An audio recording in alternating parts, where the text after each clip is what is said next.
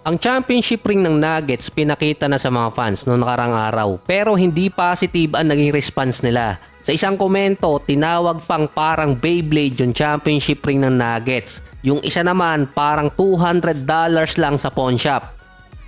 Kinumpara din yon sa mga nakaraan championship ring katulad ng Golden State at Milwaukee Bucks. Meron din naman nagsabing fans na okay din naman yung design ng Denver. Pero di umano, replica lang yung pinakita sa isang post at Wednesday pa talaga ipapakita yung original na championship ring ng Nuggets.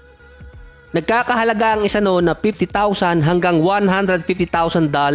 Ang designer kasi ng championship ring ay nakatoka kung sinong team ang nag-champion. So mismong sa Denver galing ang design ng championship ring na yon. Maganda man or hindi, nasa kanila pa rin. Base naman kay Jamal Murray ay wala naman siyang pakialam kung sino ang makakalaban nila sa opening day. Ito nga yung Lakers dahil ring ceremony para sa kanila at ilalagay na yung championship banner. Ito nga lang yun. Ano yung ilalagay sa banner ng Denver? Dahil nga naging mainit na debate yung World Champion at NBA Champion ng off-season. Ang nakita ko lang na mga fan design NBA Champion yung nakalagay sa Denver. Si Jordan Poole naman after ng 41 points sa preseason game versus Knicks, sinunda naman yun na nagkaroon siya ng off night sa last preseason game nila versus Raptors. Nagkaroon din siya ng bagong ka-feud di umano. Isang ka-teammate niya, si Deni Avdija, nakakapirma pa lang ng 4 na taong kontrata na may worth $55 million dito sa Wizards.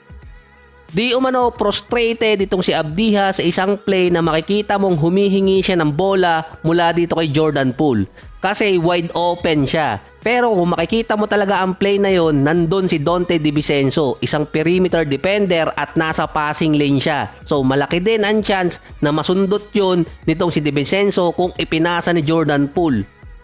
Sa isang clip naman habang nasa bench, merong sinasabi itong si Jordan Poole kay Avdija na parang pinapausod lang naman niya sa upuan. Pero sa audio, di umano, sinabi nitong si Avdija 2 beses siyang wide open at hindi siya pinasahan ni Jordan Poole. Ang respond na lang nitong si Jordan Poole kay Avdija, we good na lang. Natawa na lang din si Kyle Kuzma dahil dinismiss lang ni Jordan Poole yung concern ni Avdija sa kanya. Nang sumunod na game versus Raptors, meron lamang si Jordan Poole na 7 points, 1 out of 15 sa field at 0 out of 6 sa 3-point area. Si Avdija naman 18 points, 7 rebounds, 4 out of 7 mula sa 3-point area nun.